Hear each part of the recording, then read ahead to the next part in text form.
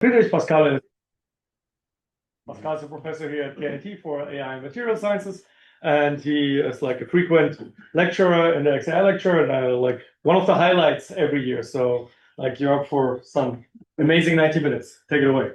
Okay, thanks a lot for the introduction, and thanks for inviting me to be part of this XAI lecture. I guess this should go. Okay, I will talk today about machine learning in natural sciences and explainable AI in that context. So we will not so much talk about the explainable methods that you probably discussed a lot yesterday and also this morning, but at the specific angle of how does explainable AI play, what role does it play in natural sciences? And this is a bit different than what you've discussed so far. And I would like to bring you the topic a bit closer, because it's also very close to what we do in our research. This is my research group. We work, as Woody already said, between methods development on machine learning AI methods here in the computer science department and applications in material science and in chemistry, with a lot of cooperation with other departments here at KIT, specifically physics, chemistry department, and so on. And I will talk today, my talk is split in two parts. The first 45, 50 minutes will be about generally like what is scientific knowledge, what does it relate to scientific understanding, and what are the roles of computations and machine learning in this scientific understanding progress, because that's what I need then in order to go over to explainable AI and see how explainable AI and the explanations generated by machine learning models can help us to generate new scientific understanding, which is the ultimate goal in natural sciences, to generate new understanding of the nature that surrounds us. And then, in the second part, I will focus a bit more on methods on graphs, because this is our main way of representing materials, molecules as graphs. So we specifically are interested in graph neural networks. Making them explainable then tells us something about the data sets that we work with, and therefore tells us something about nature, about how molecular structures and molecular functions correlate with each other in order for us to design better molecules for better applications. So this is basically, in my opinion, a byproduct of natural sciences, that we can make cool new stuff for applications. This is kind of the engineering part of science, but what we really care most about is the understanding that then enables us to make new discoveries, design new molecules that can make solar cells, that can make displays, that can make all kind of stuff. And I will focus today mostly on the understanding part. So how can machine learning help us understand stuff? And with that, we can indirectly also make new stuff. I will make a short break in between, so we're not 90 minutes of me just talking. And I would like to encourage you to just ask questions. If there's anything unclear in between, please just raise your hand, ask your questions. Don't wait until the very end. So I'm here today to help you get this material, to understand this material. It's not for me to just talk 90 minutes, so please ask questions in between so you can follow the lecture for me. Okay, so let's start with the first part. This is based not only on my own ideas, but a lot of what I will present in the first part of the lecture is based on a lot of conversations I had with Julie Schwer. She was a PhD student at the ITAS, Technikfolgenabschätzungsinstitut, the Technology Assessment Institute at KIT. Did a PhD in philosophy, specifically philosophy of science, and also a strong angle on understanding. And after her PhD, she joined the German Research Cancer Institute, the KFZ in Heidelberg, where she's now working on the role of explainable AI in medical image analysis. So to help doctors make more accurate predictions using AI, and at the same time also be able to explain their predictions, explain their diagnosis, which of course is a very important other application of explainable AI.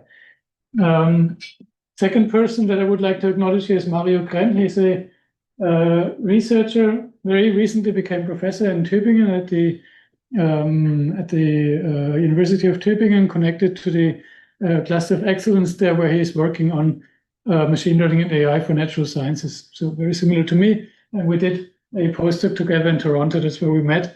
and started discussing about the role of how can we use machine learning to understand science better. And this is where all of this work started. So the most basic understanding or most basic thing we have to do before we can start is define a couple of things. So when we look very, very far back into the beginning of sciences in Greek philosophy, understanding was regarded, as I also just mentioned in the introduction, as the highest intellectual accomplishment in sciences. So the goal of science was to understand, to foster our understanding, our human understanding of nature in order to basically increase our understanding. So the ultimate goal, not just the means, but the ultimate goal is to understand stuff. This happened, this changed a bit over the years. So in the 20th century philosophy of science, a lot of people said, we can't really grasp what means understanding. It's very hard to define. And it's anyway like a concept that's very hard to set as the ultimate goal. So we the idea turned and they said that basically knowledge, like facts, things you can write down in a book, is the ultimate goal of science. So those are two very different ways of thinking about it. You might tend towards one more than the other. But I still think, that there were like sentences like that understanding is just a mere psychological byproduct of explanations. So it's only something in our head, and whatever is in our head is not really a goal of humanity to increase that. The goal of humanity is to basically write books about storing all of that knowledge in terms of facts.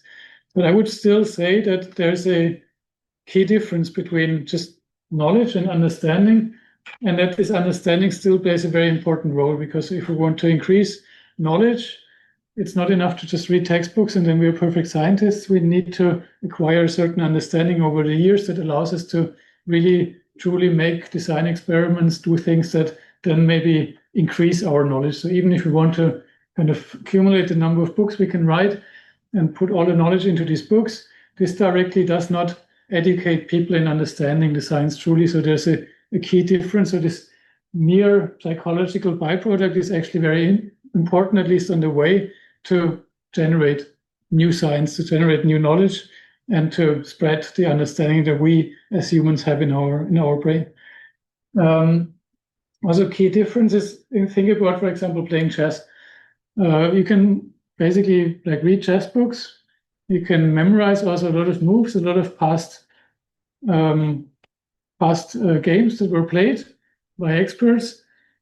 But once you memorized all of that, and once you like read all of these books, you will not immediately become the next chess world champion. So you also need that kind of practice. You need that kind of understanding of how to play chess, how to react in certain situations that goes beyond just textbook knowledge, that just goes beyond just like recognizing what is the like most similar game that I've seen in some of the books and then apply this move. You need to go beyond that. And this is understanding. This is beyond just knowing facts. And only that allows you and enables you to do really, truly new things that go beyond just applying textbook knowledge. So there's a real difference. Also, if you look into your very, very directly for your studies, if you look into the module handbook, you will see that there's different levels of things that we want to reach here at university, and they start from just knowledge in the first couple of semesters, but they reach a level of understanding and being able to apply stuff, being able to judge about stuff, which goes beyond just knowledge at the end of your studies. So you will be able in a master thesis to really apply what you learned in a new context and to extend what we already know. So understanding is also deeply incorporated in what we want to achieve here at university. So I would argue that what has been done here in the 20th century and reducing everything to just to knowledge is not really a good idea, not really meaningful if we really want to learn how to contribute to make new science and learn new things. So we need to kind of turn back to understanding, and we need to then also somehow try to define what could be meant with understanding. It is also happening in a couple of last decades. There's philosophy of science, or a sub-community at least, turning back more towards putting the understanding more back to the center of focus.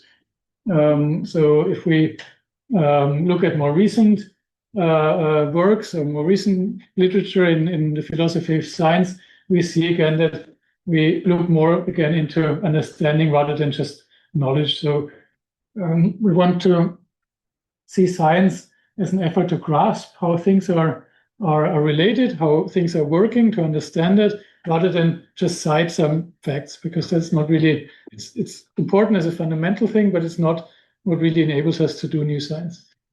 But it leads to a number of questions. So we need to now kind of understand ourselves. How do we acquire understanding rather than just acquiring knowledge? So what is the difference in acquiring understanding rather than just reading a textbook? That will give you knowledge if you're good at memorizing stuff, but apparently this is not exactly the same as understanding. What is more tricky? Is it harder to memorize stuff or harder to understand stuff? Should we talk about the complexity of these two tasks if we want to make a difference between these two?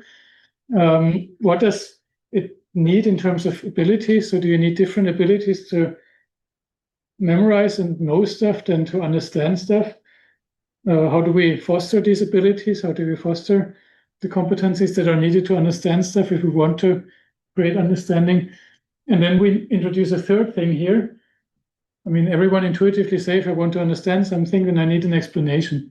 So I don't need someone to just tell me this is the right answer, because that's just helping me to acquire more knowledge. But I need someone who explains why this is the right answer, and this might put some spark of understanding into my brain. So I need not only knowledge as a textbook, but I need explanations. Of course, I can also write down explanations. So a well-written textbook maybe also goes beyond just teaching you facts, but it will maybe also foster some understanding. But we still need to understand the role of explanations. And this is, of course, now in the context of this lecture, Explainable AI, the focus of how can machine learning models generate such explanations, and how can they maybe then help us to acquire scientific understanding. And there's a very recent, nice theory. I mean, yeah, that's just a question now. How can we, if we have computations, machine learning models, AI tools, how can they generate something that helps us to not only acquire new knowledge by making predictions, but maybe also go beyond it and give us a spark of understanding that then helps us to understand stuff. Because normally machine learning models are just making predictions. They will just tell us, this is a dog, this is a cat. They will not tell us what is the difference. What should I look at in order to be able to better distinguish between cats and dogs? That's a silly task because all of you already know that. But machine learning models are also very good at, maybe they're trained well, to distinguish between 200 different breeds of dogs. Much better than any human can do, potentially. I think there's some tests where people actually try that, and I don't know who's winning right now in these funny contests of Flex Up Plus. But if a machine learning model will also teach us how to differentiate between two very similar looking breeds of dogs, then maybe this also makes us better in doing that prediction rather than always just relying on the machine learning model. And much more important, let's go back to that cancer example I mentioned in the beginning. If we can teach doctors to also get 5% better in distinguishing between cancer and non-cancer X-ray scans, this will also make the doctor then again much more powerful, and he or she doesn't need to rely on black box machine learning tools in order to treat their patients as statistically effective as possible.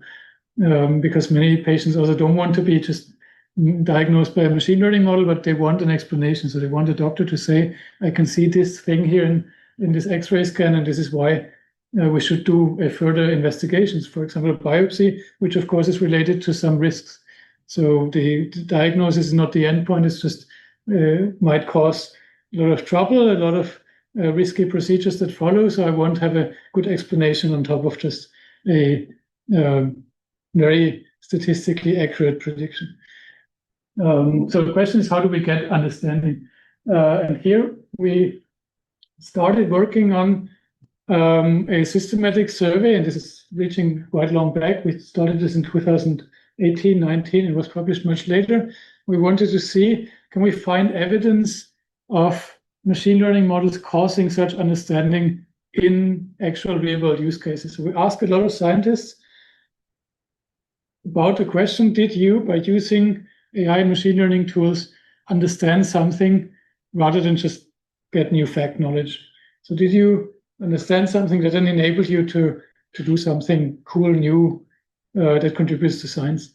And for that, we needed a definition of what is scientific understanding. We will get a lot of answers, and we need a very clear distinction between, okay, yes, this is an example where someone understood something, or no, this is not an example of that. This is something, just someone using a black box tool and making a prediction that was accurate, but it didn't contribute to understanding. And there was a very nice new theory of scientific understanding developed by Dennis Steek and Henry Recht. They won like Philosophy of Science Awards for this theory because it was so widely adopted very quickly. And this is a very pragmatic and contextual theory. So it doesn't make large assumptions about how science is performed. There's no assumptions about what is a scientific process.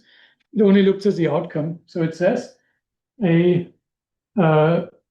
phenomenon that you want to understand can be defined as understood. So someone understood something about this phenomenon. If that person has some theory about this phenomenon, so we define a theory that allows that scientists to recognize qualitatively or qualitative characteristic consequences of that theory without performing exact calculations. A bit of a weird definition. We have to think about it a bit more. So it says you understood something if you can make predictions without doing actual calculations. So if I don't know, throw a ball to you, then you will probably catch the ball, likely, because you just kind of understood how balls are flying. You will not sit down, work out the equation, work out how strong do I put the force in the ball, work out what's the air resistance, to calculate where exactly do I have to put my hand to catch it. You will just catch it intuitively because you understood something about the physics of flying balls. If I put you on the moon and throw a ball to you, you will probably not catch it because you don't understand the physics of the moon. It will fly differently, gravitation will be different, there's no air resistance. So your understanding allows you to do predictions here, but your knowledge will also allow you, if you know the equations, to calculate it on the moon. So it's a big difference between understanding physics and writing down equations and the intuitive understanding of some concept. So you have understanding of the physics of balls here on Earth, and you can catch them, whereas you might not have that understanding for other places. And so that's really understanding. You can do something without doing actual calculations. It might not be perfect. You will not catch all the balls, so it's only qualitative, not perfectly quantitative. You will not be able to tell me what is the force that will, or what's the velocity of the ball in the end and things like that. That requires an actual exact calculation, but you still have some understanding. And it's very similar for scientists. They can, for example, predict the properties of molecules without doing an experiment, doing a calculation that would then just lead to a result. They can just look at the molecule and say, oh, this is very likely to be solvable. We'll come to that later, because they understood something about the solubility of molecules. They don't need to count atoms. They don't need to look into textbooks and look into tables or do complex calculations. They just have some understanding of how the structure of molecule and the solubility of that molecule are related. Maybe they can put it into words and they're a good teacher. They can put that understanding into others. Maybe they can't even put it in words because it's some intuitive psychological byproduct of doing a lot of things that allows them, based on experience, to make these qualitative characteristic predictions without full calculations. So this is the theory we applied here. We say if someone can kind of prove that they can make predictions without doing actual calculations or experiments or just other things that give them the ground truth, then they understood something. And this was our definition of how we wanted to separate all the replies we got from different researchers that said, yes, I used machine learning and I understood this. Then we tested it based on this definition here. So did the machine learning model enable them to make predictions without actual calculations? So we have a new clear criteria now, and now we can basically do this user study. So we can ask a lot of people, did you understand something, or do you think you understood something? And then we can clearly differentiate between, yes, we found a use case where someone used a machine learning tool to understand something, or not. And that will hopefully also tell us how to further develop machine learning tools in the right direction to enable easier understanding to enable more understanding. I have a Yes. question. Yes. So by that definition, by previous definition, right? I think arguably you could say that like current VLM models, right, like those large like visual language models, would under this category, like under this definition, actually understand things. Yes, they can Right. make predictions. I mean, the machine learning model itself Yeah. can make predictions without So doing the oracle that labels the data. It can, but we want to get that. I mean, right. So basically, we could actually argue that there is like with this definition, VLMs do understand things. yes, Instead of just regurgitating. yes, but they can't teach us because they don't necessarily give us explanations. Right. They can just give us predictions, and that Okay. might or might not help. But yes, according to the definition, even like an agent that is not human can understand stuff because it can do predictions. It found some pattern in the data.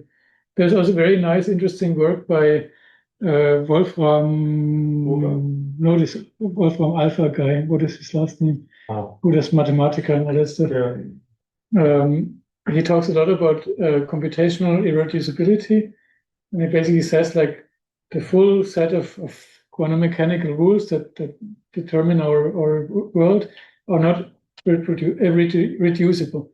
So you can't really make any prediction that's accurate without doing the full solution of quantum mechanical laws.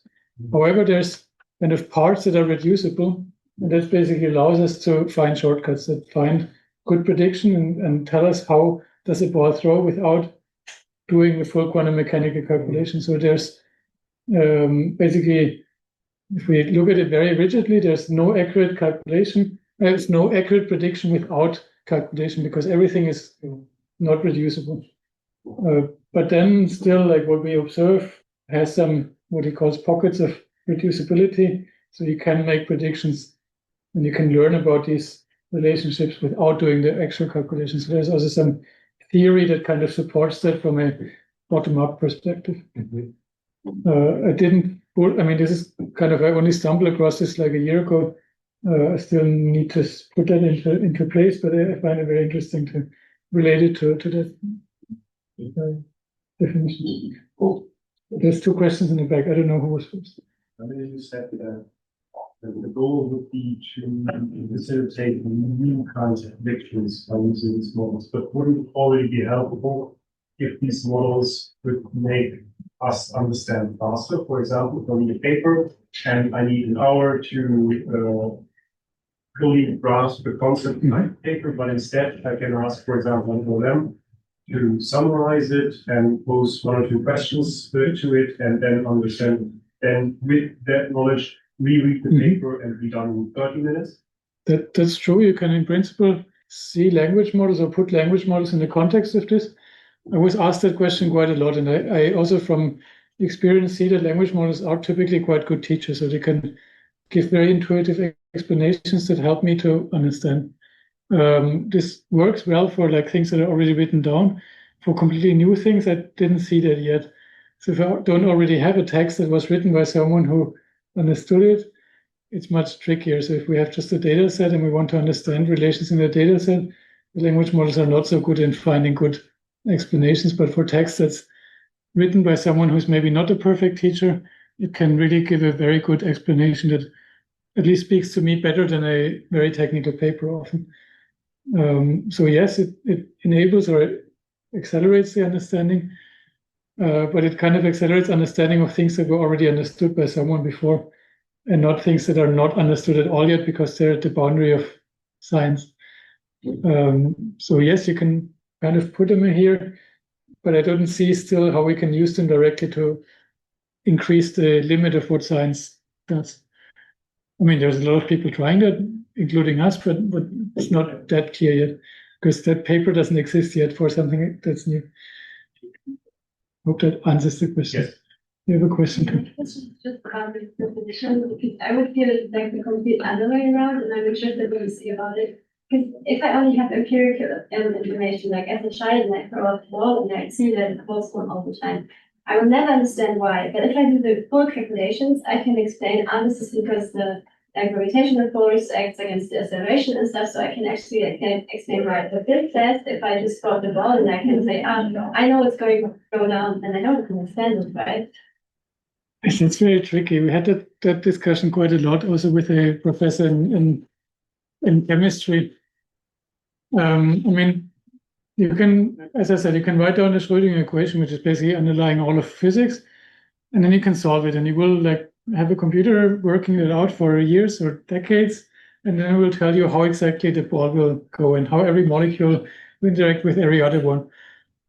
And that kind of, for many people, said this is an explanation. This is basically the ultimate explanation, but it does not allow you to do anything.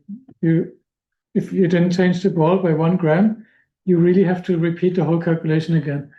So it does not allow you to generalize. It does not allow you to act or make a prediction without just repeating the whole calculation again. So I would say this is maybe can also be defined as understanding, but then it's not useful understanding because it does not enable me to do something. And I'm more interested in understanding that then allows me to generalize, for example, the Schrödinger equation to something that I can solve much easier, or that I can even intuitively do. And that makes me much more powerful than just knowing a Schrödinger equation, knowing how to solve it, and then just repeating that calculation. It's simple, you have to know it already. But in this exploration, you don't need to know anything. Or you need to understand what you're doing while you're solving it and what approximations you can make to them. But that's not in the equations at all. That's not a part of the calculation. That's somehow beyond.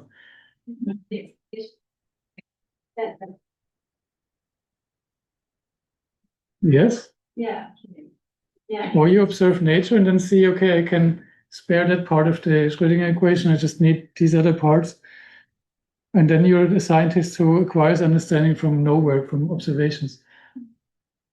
And the question is, can computational tools help us in that process? Or are we doomed and we have to do science manually, and we can never rely on computational tools that teach us something? Okay, hope that. But there's a lot of like different ways of seeing that. That's not the ultimate definition of understanding. It's just the one we use because it's pragmatic and testable, kind of. Okay, so let's look at what we found. 2 more like side notes. What we excluded immediately from the reports was rediscovery. So a lot of people said, okay, I applied machine learning models on historical data of the position of the sun and the moon and the earth. And then it rediscovered that actually it's better to put the earth in the middle or the sun in the middle or whatever, rather than I give it the coordinate system from the earth. It kind of rediscovers that it's better to put the sun in the middle because then all the equations are simpler. This would be some sort of understanding that the machine learning model did. We excluded that still because we don't know how strong the bias was, because whoever performed that experiment already knew the expected outcome. So the question is, would they have interpreted or even designed the machine learning model in the same way if they would not have known the actual explanation or the actual understanding?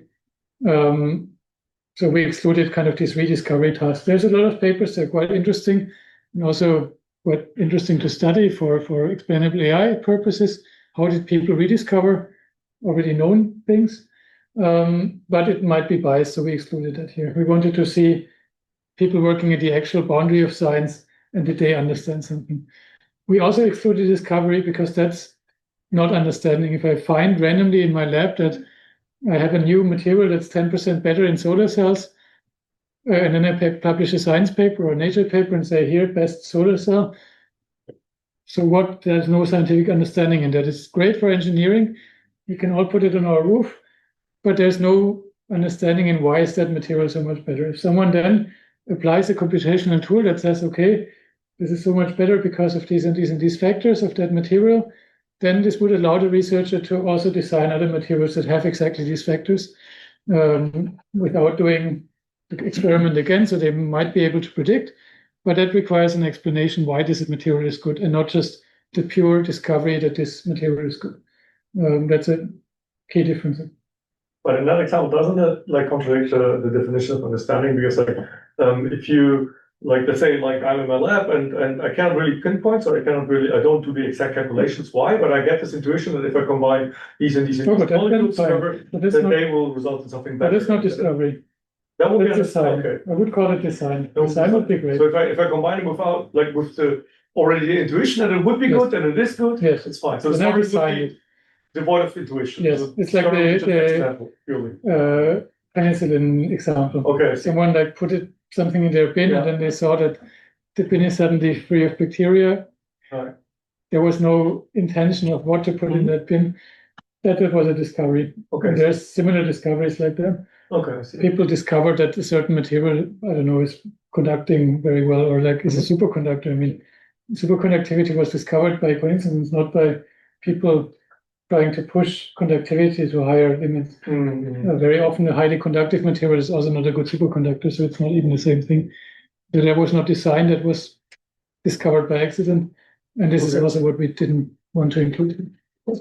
Yes. Okay. So we have this theory that we used, we have the survey, and then we try to group stuff in order to like not just show random examples. So we find some examples that I call the computational microscope. So people use computations as a microscope to acquire understanding. What do I mean with that?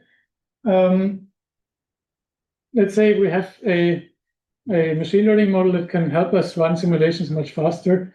Then I can use that as a tool to observe the outcome. So the tool itself is not giving me an explanation, but it at least shows me things indirectly that help me understand. So one example, I can tell you that, and this is just now a fact that you can read in a textbook, that this interesting protein here, that is the head of this even longer protein, is important for transporting so-called vesicles in cells.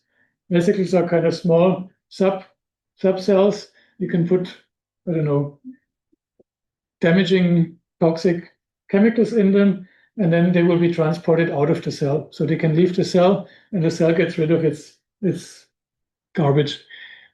And this protein here is important for transporting these vesicles. So if you didn't have that protein, then you can't transport these vesicles. That's facts that I can tell you. Does this allow you now to make a prediction why this is the case or what this protein is exactly doing, and maybe how I can enhance or limit the transport of these vesicles? So let's say I have a disease where these vesicles are transported far too much. So the cell is constantly getting rid of all the important stuff. And I want to find something that interferes with that protein to cure that disease. Do you understand from the textbook knowledge how that works exactly? Probably not so much. And what you can do now is you can run a simulation of that. And this can also be done in a much strongly accelerated way using machine learning tools. And this is what you see here. So this is a video. I mean, this is highly artistic, but it's a video of how this protein is actually transporting these vesicles. So you see you have these weird fibrils in cells, you have the vesicles, and the protein is connecting both, and it's actually walking. So it does chemical reactions that allow it to move one leg at a time to transport stuff along these fibers. So with such a simulation, we now much better understand what is that weird protein here actually doing. And now I think all of you can also think about how could I change that. If I change somehow, for example, something in that head group here, one of the amino acids, or if I put a molecule here that kind of blocks something here, then I know, okay, the protein will maybe not attach to the vesicle anymore, or it will not attach to the fibril anymore with the legs. So I know exactly how it works, and I have actionable insight. Without running new simulations, I can kind of know how to interfere, how to make that protein more efficient or less efficient in order to cure my disease. So the simulation allowed me to acquire understanding indirectly. It didn't give me an explanation directly, but it showed me what it's doing, and that enabled me to understand something. So I can now design better proteins or worse proteins or drugs that interfere with the protein without doing that simulation over and over again. I only need to see that once, and then I can kind of have a good educated guess of what could be a modification that works. So I can now make predictions, or all of you can make predictions without doing the calculation over and over again. Might not be accurate. So if I have, I don't know, 5 different drugs that all bind to different parts here, you might not be able to say which one is the most efficient one in blocking that transport. So you would need to run calculations again for accurate predictions, but at least you can say, okay, these drugs that are binding here are efficient, and drugs that are binding here are maybe not as efficient because that part here doesn't play any role in the transport. It's just like a connection. Okay, that is the computational microscope. Then we had a second category, and this is the source of understanding. So if a machine learning model gives me predictions that are interesting and enable me to understand something, then it's inspired some spark of understanding in me. Again, an example, I show you these 3 molecules here. So those are 3 molecules, and these are the solubilities of these molecules in water. So we have this one, this is 1.3 soluble, this is 2 soluble, and this is 1.6 soluble in water. Does this, and this you can read in textbooks as well, does this help you to now make a good educated guess about what changes the solubility of molecules in water? So of course you can now try to find patterns, but very quickly also with your background knowledge in machine learning, you know that you have more features in these molecules than data points. So you can in principle fit everything. You can try to relate the number of carbon atoms to this. You can try to relate the number of, I don't know, oxygen atoms to this. You can try to relate the roundness of the molecule to this. You can create hundreds and thousands of features. And with that, you cannot make any theory. Now, if I have a machine learning model that can label millions of molecules because it learned from data, and it tells me these are the 3 most unsoluble molecules, they have the highest log P scores, and those are the most soluble molecules in water, they have the lowest log P scores. Now, from these examples, you probably make a much better educated guess of what feature in the molecules is relevant here. So you probably see patterns more easily here. Someone wants to give it a try. I don't know who knows about chemistry already.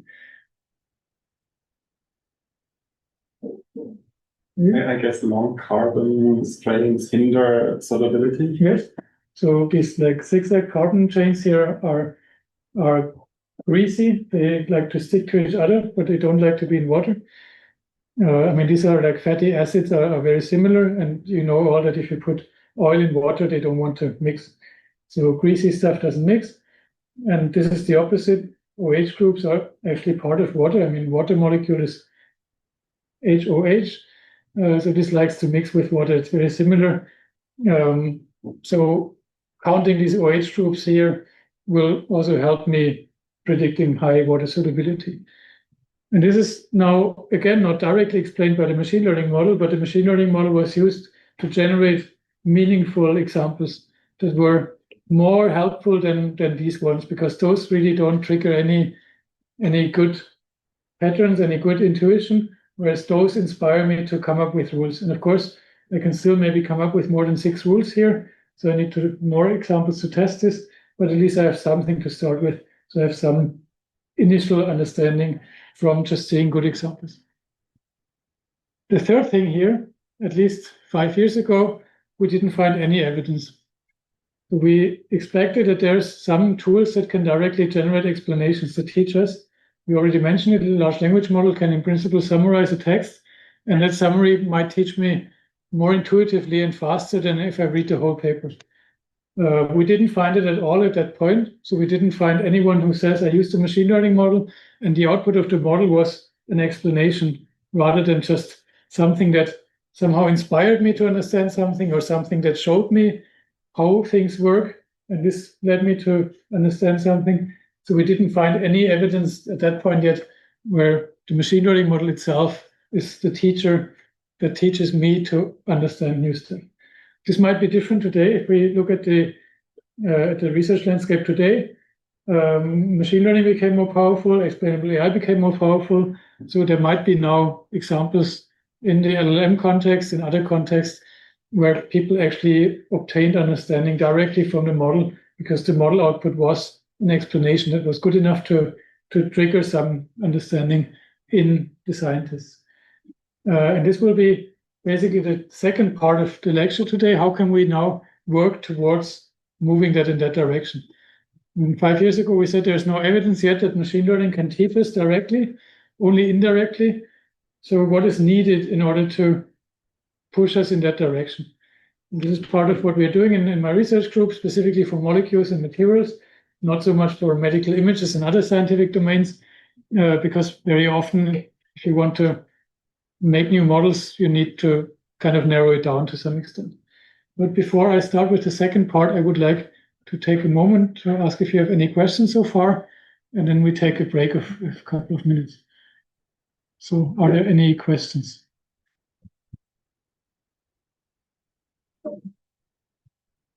Okay, that doesn't seem to be the case.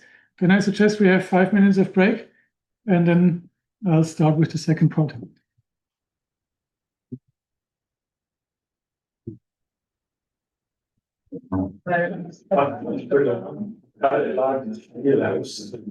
I'm understanding. Yes.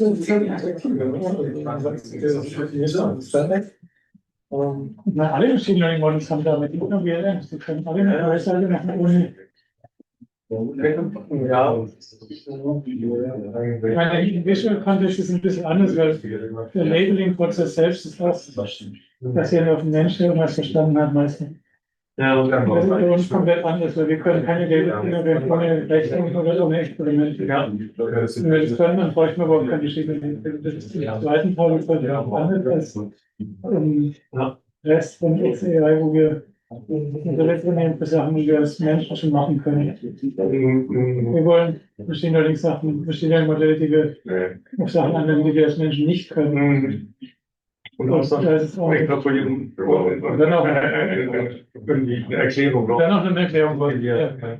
Wir können schon Machine Learning Modelle machen für Sachen, die wir nicht vorhersagen können, weil es aus menschlich nicht labeln kann. Aber das ist gut. Das ist interessant.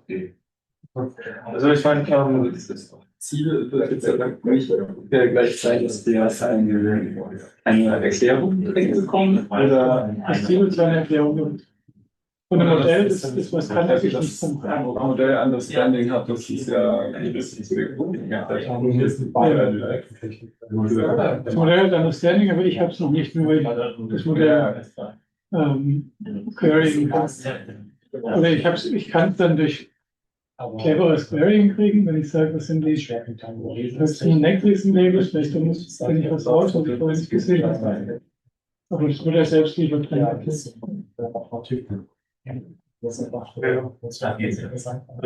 Hast du oder habt ihr schon mal was in Richtung Concept Bottlenecks oder so wurden diese Worldview-Modelle irgendwo dann die Koordinatentransformation lernen.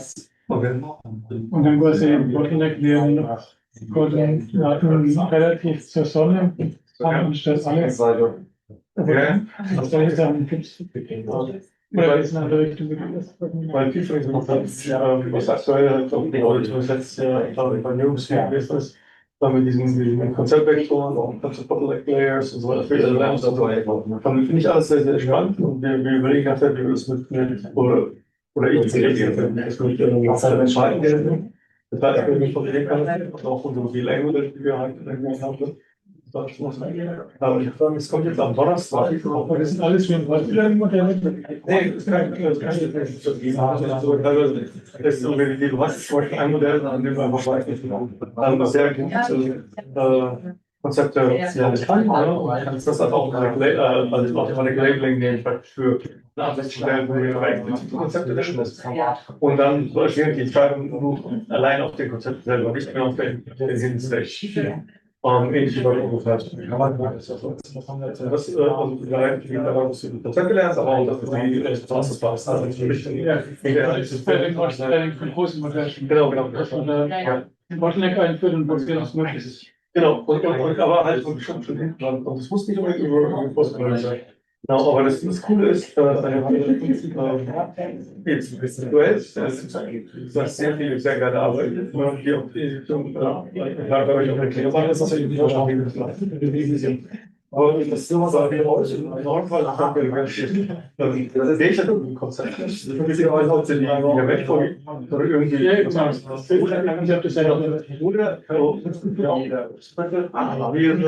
Es sind alles verschiedene Konzepte, aber deine Erklärung basiert dann hinterher nicht direkt auf den Konzepten, sondern auf einer nicht trivialen Kombination von diesen zwei.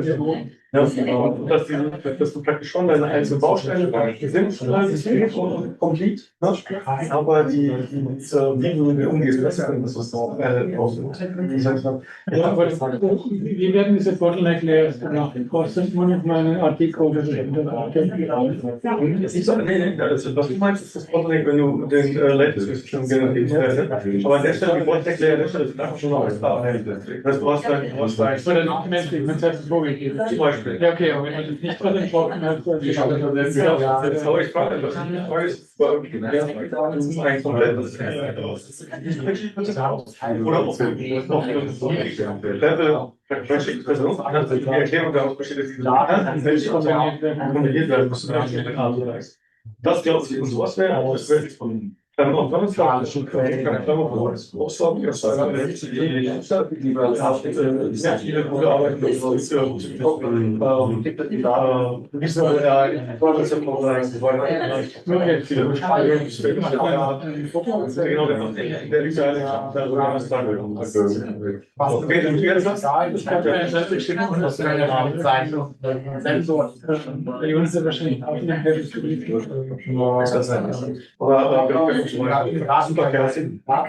bisschen elektrisch. Ja, das heißt, so viel hier dann. Nee, aber ich sage einfach immer, das soll So elektrisch.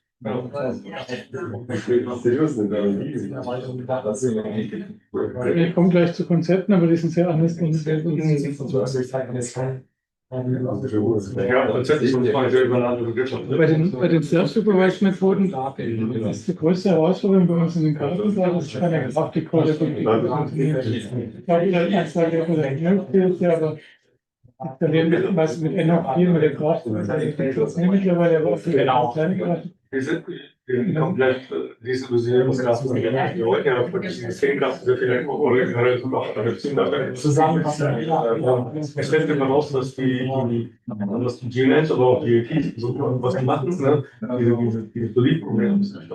Das war das weil wir am Ende nicht irgendwie es sollte wirklich schon aus, dass es gut ging. Du hast am Ende einen einzelnen Vektor, das System hast du gleich. Nee, das ist nicht wahrscheinlich. Ja, du kannst nicht ausschließen, aber dann direkt in Notposition arbeiten, das ist eine Frage, warum du so das ist die Menschen, das ist doch Also, okay, du willst mal ja, aber das wäre immer noch so. Ich meine, wir brauchen halt immer diese Problem, wer denkt, egal, okay. So. I think we're complete again, I hope. So let's start with the second part. Now we kind of know, or we defined a way how to say what is understanding, how can we define it, and we want to kind of develop models that go beyond these first two categories and enable us to directly get explanations from the model. So we want models that don't only predict things, but also explain things. And that, of course, requires something to go beyond. The motivation here in chemistry and material science is that our search space is gigantic. So we're looking to find molecules with given properties that we need for applications in a space that's roughly 10 to the 60 or larger. So that's a lower estimate of the size of the space of small molecules. And of course, 10 to the 60 is a number that we can't generate easily.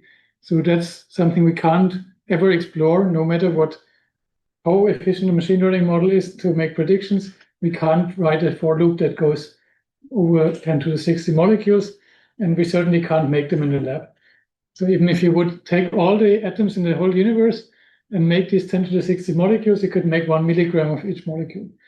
But that requires the conversion of the whole universe into these molecules.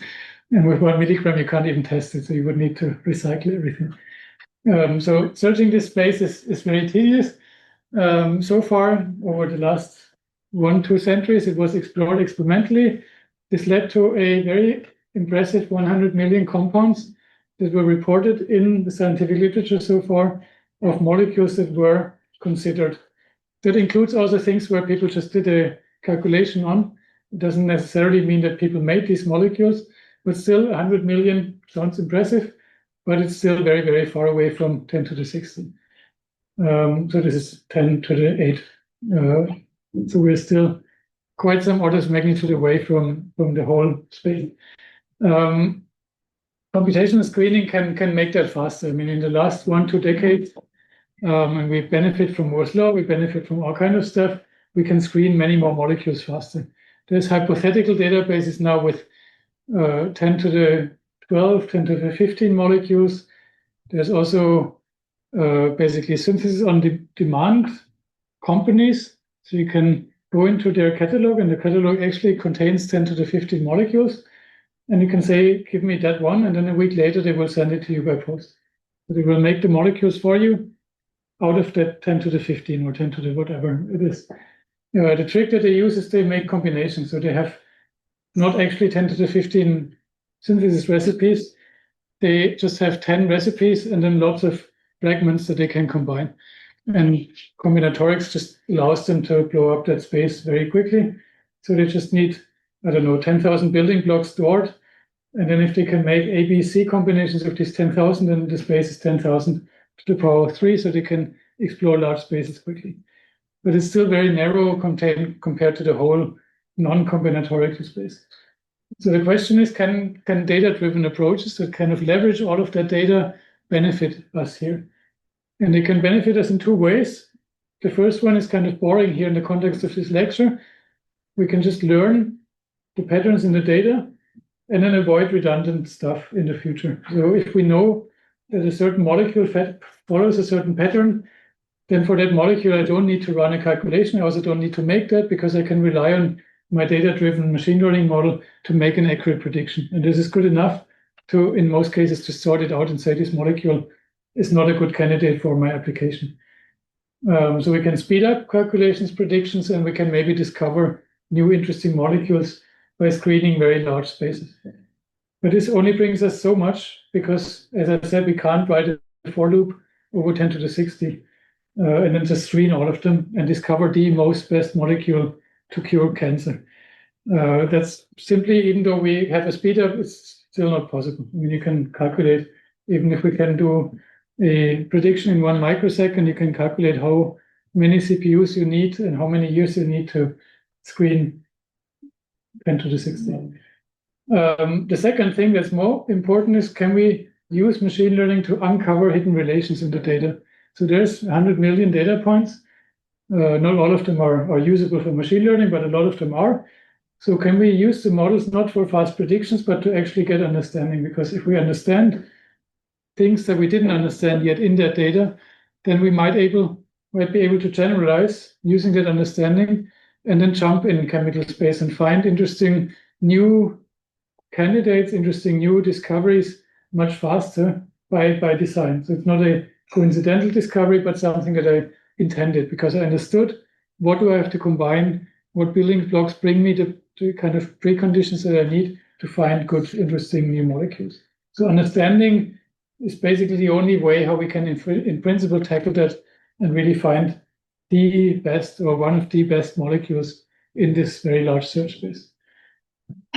So we want to understand. We want models that understand, or models that explain us, and for us then to understand the relationship between the structure of these molecules and their property to find good candidates. Now the question is, how can we apply machine learning to that problem anyway? On the left-hand side, we have molecules. That's our data. We have basically like atoms that are connected through bonds. Sometimes I know the geometry of my molecules. Sometimes I don't. Sometimes I only know which atom is connected to what. That's the data structure we have. On the input side of the model, I mean, the labels are just scalar quantities. That's no problem. On the right-hand side, we have the common machine learning models. Neural networks need vectors. Those aren't vectors, so this is not directly compatible. So I would need to find a vector that represents my molecule. Can be done, but it's not perfect. CNNs work perfectly on grid-like data, images, videos, all that stuff. I can, in principle, put that into a grid, but it would be quite sparse and not very natural to represent a molecule in a grid. Then sequence-type models with transformers and so on need sequences. I can, of course, also try to represent my molecule in words, describe it, or there's like EUPAC nomenclature that describes me the chemistry of the molecule in a string. So I can, in principle, use that string for transformers. People do that, but it's also not the most natural way of representing molecules. What is the most, or right now, the most best solution are graph neural networks, because we can, in principle, say this is a graph, either just a 2D graph of like what are the nodes, those are the atoms, what are the edges, that's the bonds, or a 3-dimensional graph with geometry, so a geometric graph. And if we have a graph neural network that can directly use that as an input, we get better results. And the idea is as follows: we don't directly learn a global representation of the molecule. That's what we kind of try to do here. But we first learn a atom representation. So a graph neural network is learning to exchange messages between all the atoms in the graph or all the nodes in the graph. And these messages are updating every atom, every node in the graph about its local environment. So if we repeat that process a couple of times, we learn about the first nearest neighbors, the third nearest neighbors, and second nearest neighbors, and so on. So we learn what are the local environments of atoms in this molecule. And then after doing that a couple of times, we can put all the information in some global vector representation by merging, in the simplest case, all the learned representations of the atoms. We merge that using a sum or a mean aggregation into one vector, and then we can use that vector to make predictions using a normal neural network. So the graph neural network, similar to a CNN, has these convolutional steps or message passing steps or attention steps where all the atoms or the nodes look at each other, and then it has a global aggregation step that makes a global representation. And right now, this is reaching state-of-the-art performance in most molecular property prediction tasks. So given a molecule, it can predict what is the property much faster than doing the actual calculation. So I don't need to ask my ground truth oracle, which is an experiment or a very costly simulation about what is the solubility of a molecule.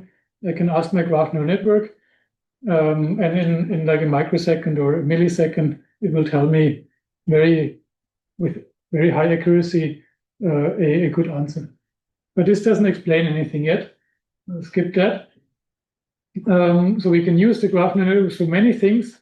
Question is, can we also use them to acquire scientific understanding? So are there ways to interpret or the graph neural networks or to get explanations from these graph neural networks?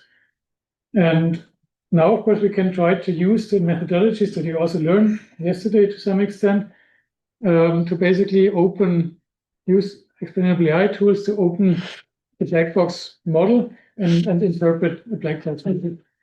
And this can be done in our use case as well. So you learned yesterday, for example, about maybe feature importance calculations using Shapley values, about these importance masks for images. So when we have a CNN model that can predict what is the most important, that can predict what is shown in this image, like a dog, then we can apply a second algorithm to interpret that CNN and learn what was actually the most influential pixels for that prediction. And then we can put that as an overlay here, and the color here indicates the importance of a certain pixel for the prediction. And we see, okay, the CNN model now looked here in the center of the image at the nose of the dog here, or generally at the face, in order to make that prediction. And this can be used for model diagnosis. So we learn that the model actually learned to look at the dog's face and not at this bone here, because this bone might also have a very high predictiveness for dog images rather than cat images, but this is not what we want the model to learn. So we can use that here for model diagnosis, and we can be happy here that the model learned something that we expect. On the molecular side or on the graph side, we can do the same thing. We can ask, in principle, graph neural network models about what are the most important atoms when making a certain prediction. So we predict solubility of molecules. We can then apply the same tricks, the same approach is to label what are the most important parts, which are the most important nodes and edges in the graph for making that prediction. And from that, we can in principle learn what triggers solubility, what influences it in a certain direction. This can be applied here as well. And now the big difference, and I will come to that back in a moment. On the left-hand side, the objective was we want to diagnose the model. We want to be sure that the model does what we expect the model to do. And we want to detect maybe error modes of the model, like when the model fails to do things. On the right-hand side, we want to learn something about the data, not about the model, because we don't know what the model is supposed to learn. We don't know what influences solubility. So we don't want to diagnose the model itself. We want to kind of learn about the data rather than the model. So the objective to use explainable AI is very, very different here. And also the outcome is very different. I will come back to that in a second. Just an example of where people actually did that before I come back to that is here in this case, for example, this is one study where people tried to make these combinatorial spaces of molecules. So they said a molecule can consist of this template here, where you have an iridium atom with 2A and 1B and 1C side group. We can define these side groups here from small groups of chemicals that our collaboration partners had in the lab. And then we can generate, in this case, 2,500 combinations. We can calculate their properties. We can train a machine learning model to predict these properties much faster than the actual calculation. So the model is good. It can make predictions very accurately. And now we want to understand which of these groups are influencing the property that we want to do here. In this case, the property is the lowering or the reaction barrier that a certain molecule has. So this molecule here is a so-called catalyst. It enhances chemical reactions by playing a role in this chemical reaction. And the chemical reaction always has to overcome some barrier. You can do that by just heating it up. That helps the chemical reaction to overcome that barrier. Or you add this catalyst that is lowering the barrier.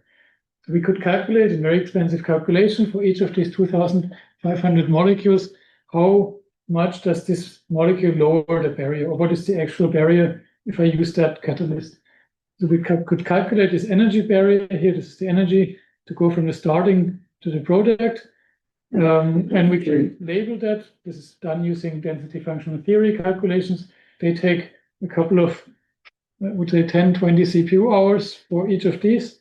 So it's quite expensive to do them for our 2,500. So ideally, we want to have a model that makes that fast. And this model is now based not on a graph neural network, but on a much simpler model where we basically represent each molecule as a vector. The vector tells us about the absence or presence of subgraphs in the molecule. So we just have a one-hot kind of encoding, or not one-hot, but a binary encoding, where we say, okay, this bit here is switched on because this group is present in the molecule. These 3 bits here are switched off because, for example, this thing is not present in the molecule. So we just handcraft some features about what are important chemical groups, and then we put them into such a fingerprint, so-called fingerprint binary vector. And then we can train a normal machine learning model, in this case, a gradient boosting model, on these fingerprint vectors as inputs and the reaction barriers as outputs. We can compare different machine learning models. So you see here linear regression, gradient boosting, Gaussian processes, graph convolutions, all kinds of machine learning models. We see that they all learn. The more data we have, the more they learn. The graph neural networks don't start off super nice because they need a lot of data, but if we have large amounts of data, then they are best. So we can learn something from such an analysis where we plot the error of the model as a function of the amount of training data. And now we want to see whether we can interpret any of these models. Really question. Yes, also for this fingerprint encoding that you mentioned, isn't that like losing a ton of information? Yes. Because like you don't even know how often a particular Yes. molecule occurs. Right, this is like 2010s machine learning for chemistry. Okay. Today you would use graph neural networks where you have the full information. But it's just an example how you can get some explanation out and how people did it like 5, 6, 7 years ago. I also have a question about like the previous slide photographs, right? Yes. So like, is there any information carried, like this one, sorry, is there any information carried on the edges themselves other than like that there is a connection between those two? No, there's also information about, like there's typically different types of bonds. Okay, we have like, both okay. node features, Yeah. like what element is it? Yeah. And we have edge features, is what type of bond is it, Yeah, or so- even the bond distance. Okay, yeah. So if we have a geometric graph, we put the bond distance into the edges. Nice. But that's also like, I don't know, 5 years ago, graph neural networks, today you would use equivariant graph neural networks, where you put the positions into the nodes, and then you define message passing functions that make the graph neural network invariant, translations, rotations, and so on, or equivariant, so everything transforms with the input, but it's off topic for today. Okay, so we have models that can learn. The question is now, can we interpret these models? And I don't know if you talked about gradient boosting yesterday and feature importances. Feature importance. Yeah, okay. But no gradient. So but then feature importance in random forest context, which is no General feature General, importance okay. and permutation and stuff. I mean, all kind of decision tree ensemble models, no matter if it's gradient boosting or random forest, can be relatively easily interpreted by what input feature is most important. So we can interpret, something went wrong here. I'll just quickly go to this. Oh, I could just go to that for a second and then I go back.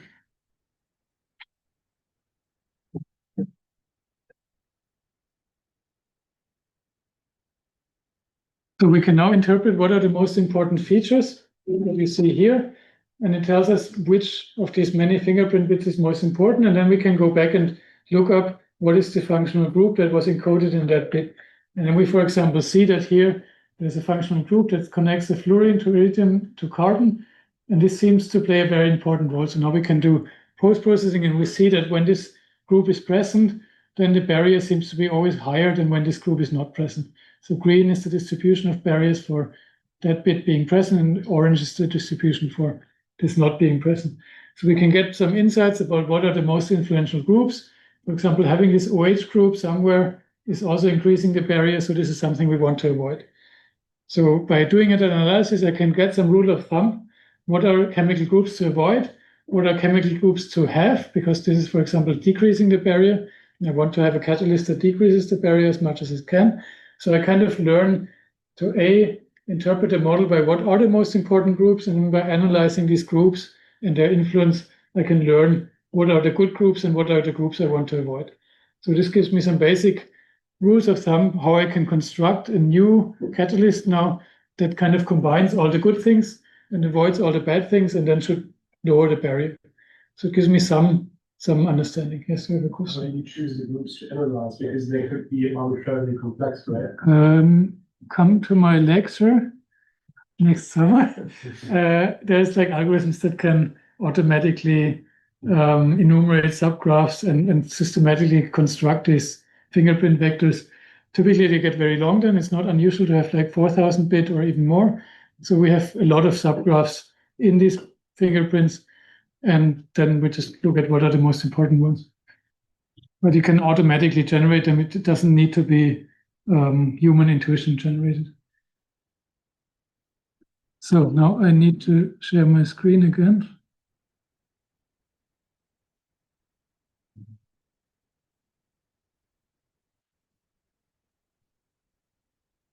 And here, I don't know why the slide was so odd.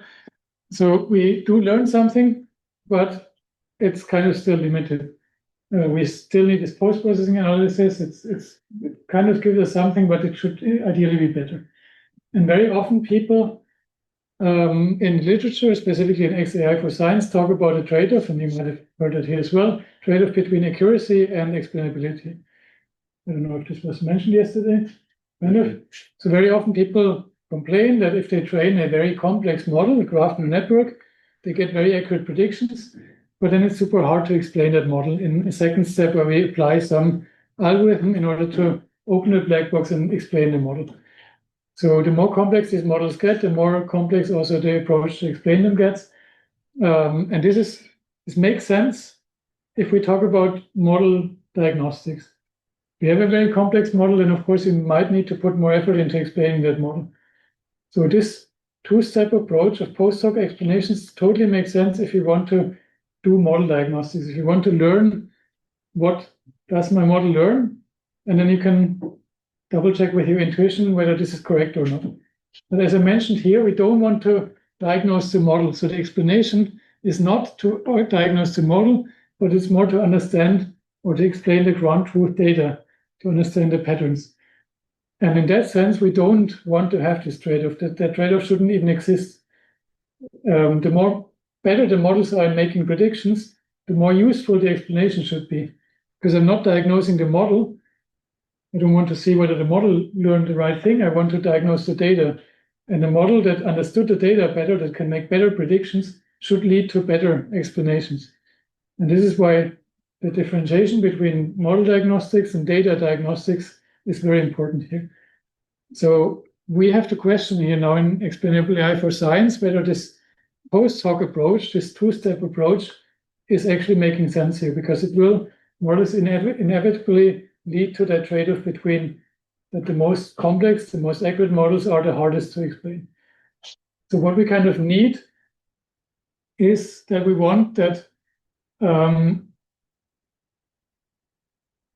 we want to avoid this trade-off. We want to have that the model that makes the most accurate predictions leads to the most intuitive explanations, because that understood most about the data, so the explanation should be better. Think about, you have two people, one studied molecules for their whole life, and one just started their first semester organic chemistry. The intuition and the understanding will be very different. So the very experienced person will make much better predictions about molecular properties than the very inexperienced person. And I expect that the very experienced person will also give me better explanations, because they understood it better. They make more accurate predictions and they make better explanations. So it should not be that the simpler model generates better explanations and the more complex model generates less useful explanations. You doubt it? Yes. I mean, if it's a good teacher, if that person is not a good teacher, then they might make good predictions without good explanations. Yeah, there's quite a correlation between being very experienced and knowledgeable and being a bad teacher. That's maybe professors, but I don't know if I don't know. But in principle, that person should still be able to put into words better what they learned over the years, and then also convey that information or that explanation better to others. Yeah. Or generating new knowledge, new understanding. Could it be that the very experienced person does not consider some directions that the young student might consider because they're too rigid in their views? I mean, we're not talking about the learning or the training anymore, but just what they already learned. Yes, I would agree that, like, just based on psychology, they would be more resistant to new facts, to incorporate that in their intuition, maybe, than the young person, but it's not about, it's just about the accumulated knowledge so far, not about adapting to new. The same issue the models too. I would say the larger the model is and the more training data it had, the less sensitive it is to one new data point.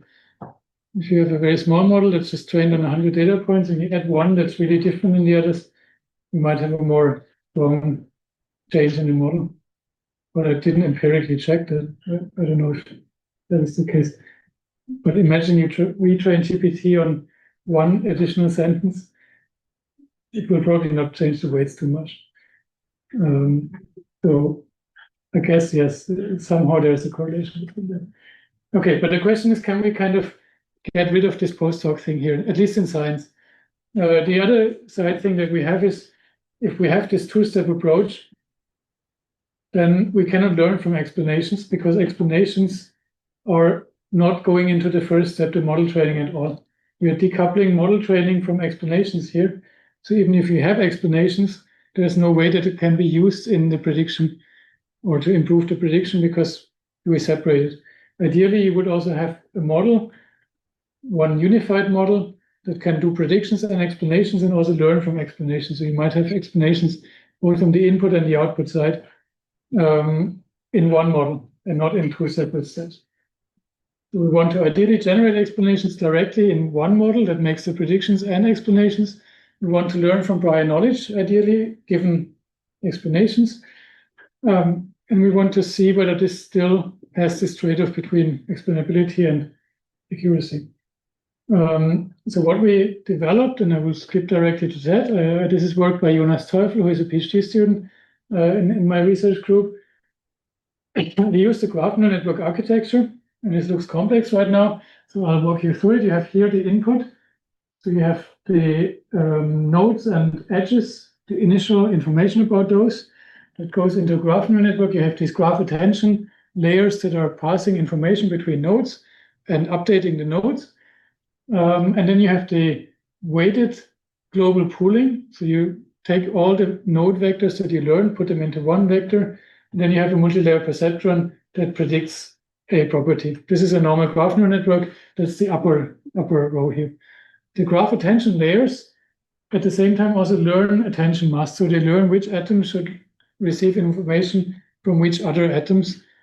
So it's not just about proximity in space or in the graph, but also about how do specific atoms influence each other and maybe in a nonlinear way influence the prediction. So do I just need to count the occurrence, or do they kind of in a nonlinear way influence each other? And these attention layers can in principle be used as some sort of explanations, but many papers show that attention is not the same as explanation. So using just directly the attentions here as outputs does not lead to very good results. However, what we can do now is a trick, and this will also make these attention masks here not pure attention masks, but also influence their actual values. So what we do here is we pool all of them to nodes. So we have attention on edges and on nodes. We pool everything to only attention on the nodes. And then we use these attention weights on the nodes in the pooling step. So if the model says, according to my attention, a certain atom does not really influence the other atoms so much, it will not influence the property so much, then we are not even considering it here in the global aggregation. So the global aggregation vector we get does not include any information from that node that, according to attention, is not so much important. So we're weighting here the sum of all the node vectors by their attention, pooled attention weights. And that basically means if a model says that a certain thing is important, then it will only see that certain thing when it does the global pooling and the prediction. So the field of view for the model is limited to the atoms that it deems to be important. So we make the prediction of the prediction and the explanation kind of self-consistent. If the model is now kind of exaggerating and says all of these atoms don't matter, because most of these attention weights are more or less zero, then the model is limiting its own view quite a lot. So it will only see a couple of atoms when it does the global aggregation. So it needs to make a prediction based on only knowing these couple of atoms in the system. If this is too strongly limiting, then the prediction will suffer, because given only a few atoms, you cannot make an accurate prediction. So the loss function of the prediction will automatically ensure that we're not masking out atoms that are actually relevant. Now the model can do a trick and says every atom is relevant, because then it doesn't mask out anything. So we can introduce a second loss that basically just looks at the total sum of all the attentions here. And that is basically like giving the model an incentive to generate explanations that are big enough to make a good predictions, but at the same time not too big to include everything that might not be necessary. To find the right trade-off between having small explanations of the subgroups that are really important and having all the subgroups actually included that are really important. So having a loss on the prediction plus a loss on the attention here will influence the attention itself. So this is not pure attention anymore. It's a mixture of masking and attention. And it will give me good explanations and good predictions at the same time. So we can now use these explanations that are generated here and that are trained by feeding them back into the prediction branch in a meaningful way. So this model now in one step produces a prediction and it produces an explanation in a self-consistent way. So it says this subgraph is important to make a prediction. If I would increase the subgraph, it would not improve the prediction anymore so much.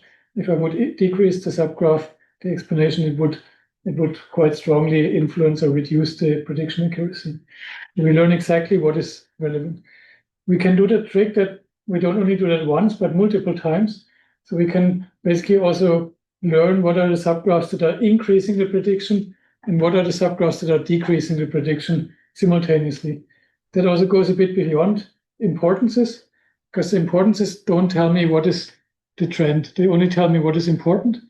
So before I could only learn which of these fingerprint graphs is important for making the prediction, but not which of the fingerprint bits is increasing the barrier and which is decreasing it.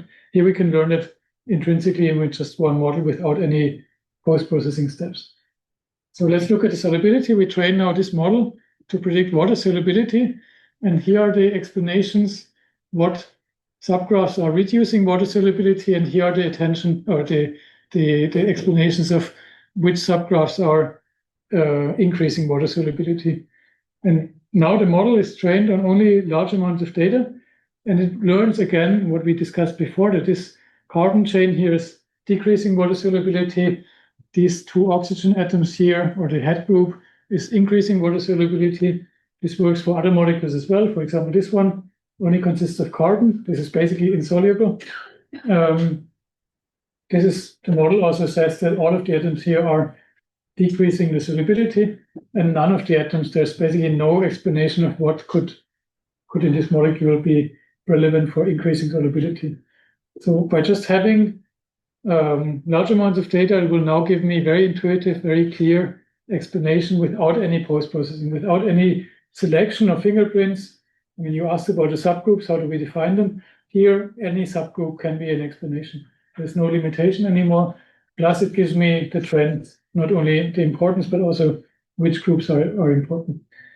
Now we can, of course, apply this to data sets that are unknown. I mean, solubility we kind of understand now, even we in this room understand a bit of solubility now. Let's apply this to something that's not too well understood. This is a data set for molecules that go into displays. OLEDs, organic light emitting diodes, they need to have a very specific property, and that is the difference in energy between the first and the first excited state that has a certain property that we call singlet, and the first excited state that we call triplet. If I shine light on a molecule, then I can only excite the molecule to singlet excited states for some reason. It's quantum mechanics. I cannot generate a triplet excited state. And the same is also true for the other way around. If I generate a excited molecule, only the singlet excitation can produce light. However, if I now put these molecules here between two electrodes in the display, and I put charges from both sides, then they will generate these excited states. And they will generate a mixture of these singlet excited states and triplet excited states.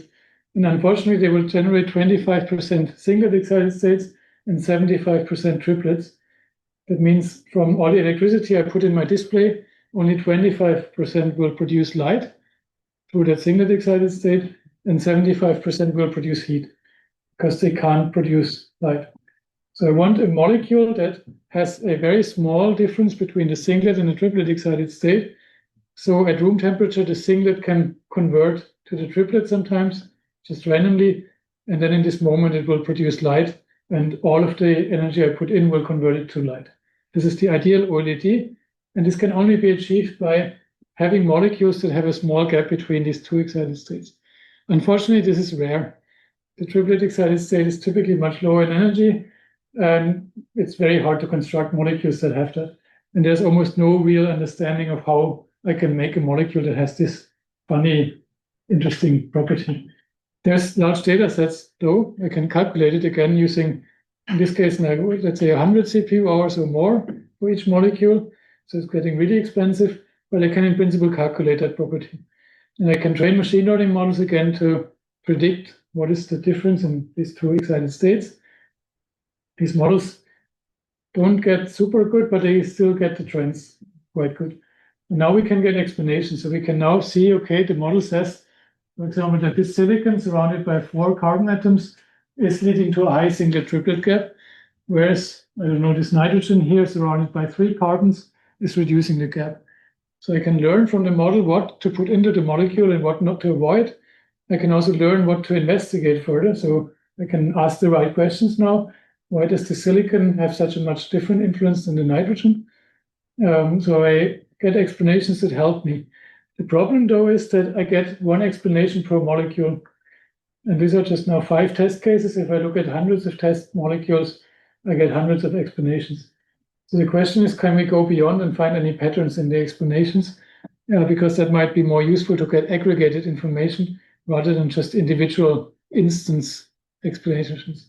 If you now look into the XAI literature, there's also a big differentiation between instance explanations and data set level explanations. So what we get here from our model are instance explanations. Every instance, every data point produces one explanation. Ideally, we want to have global data set wide explanations. So what are the most common explanations across all the different instances? There's a lot of different techniques how to generate these like global explanations. What we did here is we looked at an intermediate layer of our graph neural network, and this was the layer after the pooling step.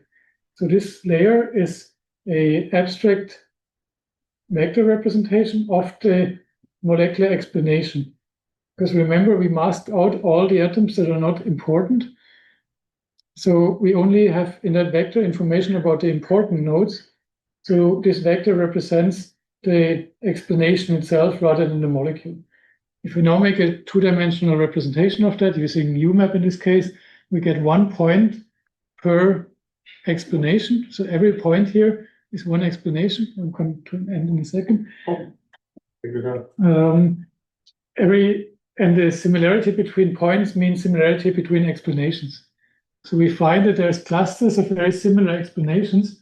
If we now look into these clusters, we see that, for example, those are all molecules that might look completely different, but they all have the same silicon explanation mask in them. The same, for example, this cluster here, they all might look very, very different, but they all have this carbon bridge in the middle, like a carbon single bond, double bond, single bond bridge. So we find patterns in the explanations across the whole data set that occur frequently. So we can kind of get what I call prototype explanations. So each of these clusters can be now manually inspected.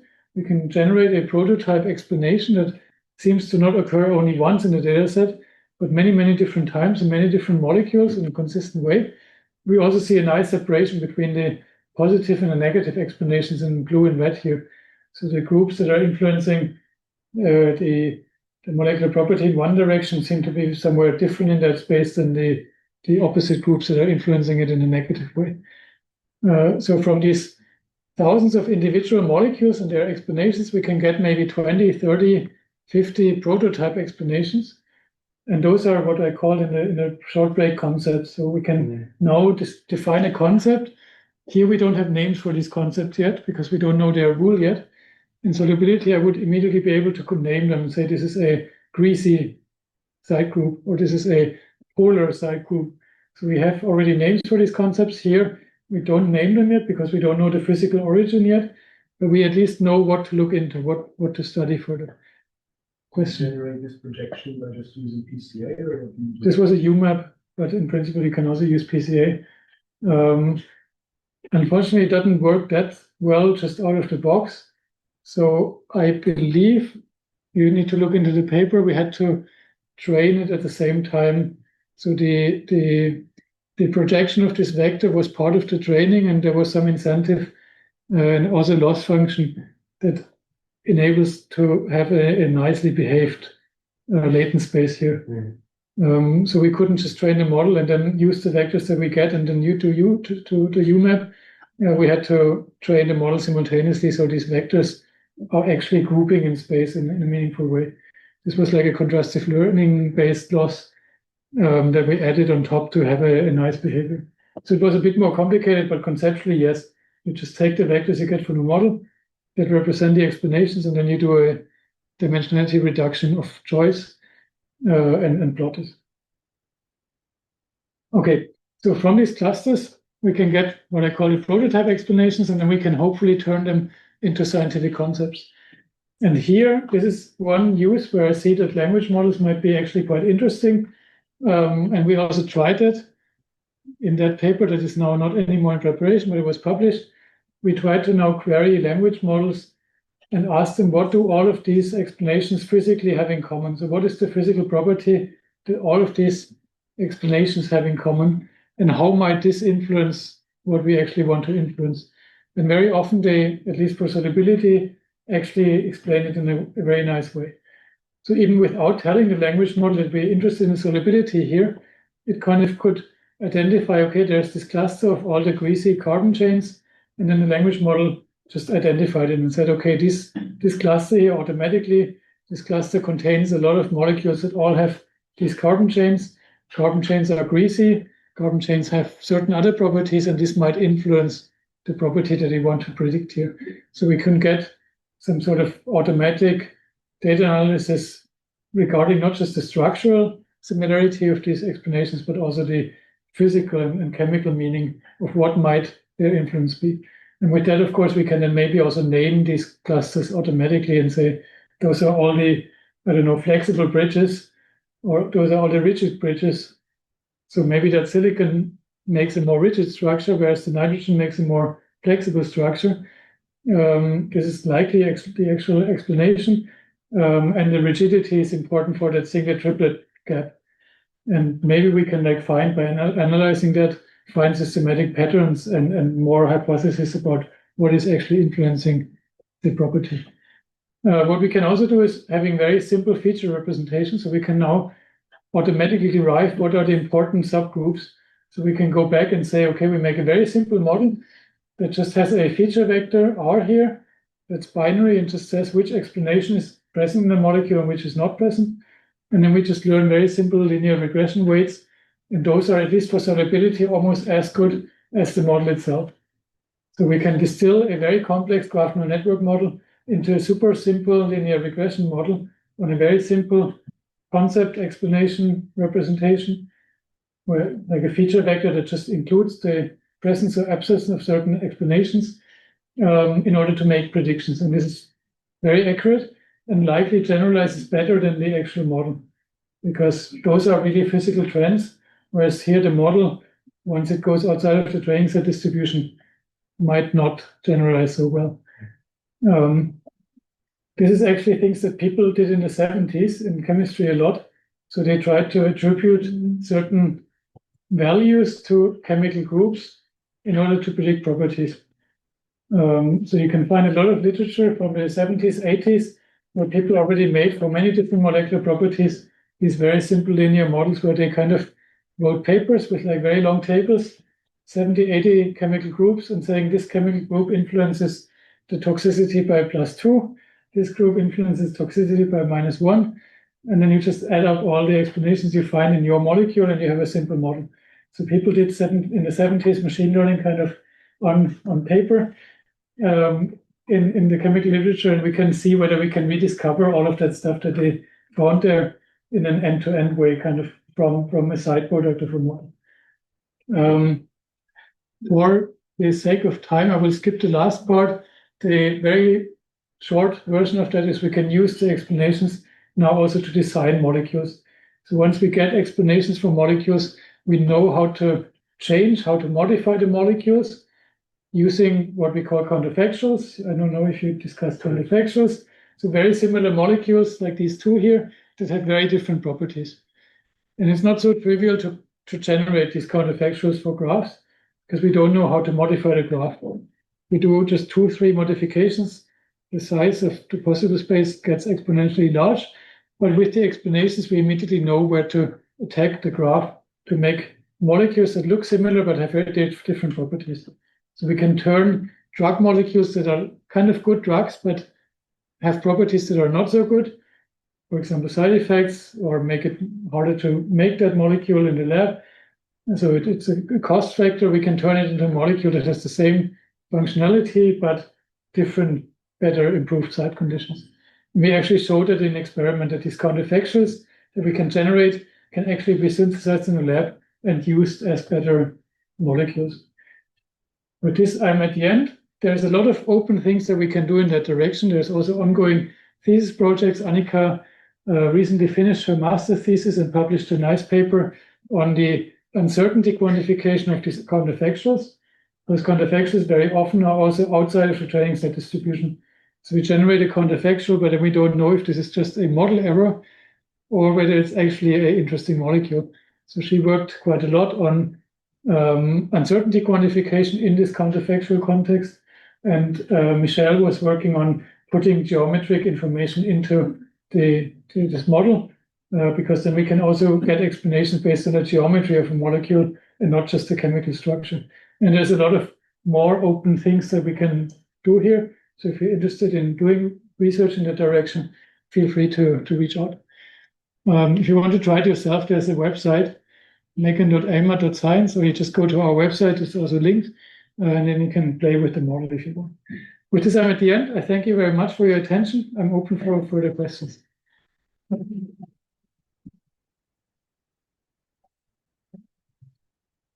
you so much. So, questions?